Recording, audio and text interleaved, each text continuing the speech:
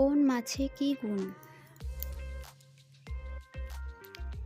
ইলিশ মাছ খেলে মস্তিষ্কের কার্যক্ষমতা বাড়ায় এবং রক্তে ইনসুলিন বাড়াতে সাহায্য করে। চাদা মাছ খেলে শরীরের ক্যালসিয়ামের কমতি দূর করে।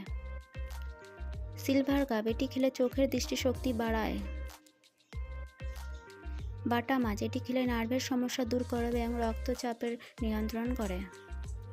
ফলই মাছ এটি খেলে রক্তের স্বল্পতা দূর করে এবং ভিটামিনের অভাব দূর করে। ট্যাংরা এটি হার্টের ও মস্তিষ্কের ভালো রাখতে সাহায্য করে।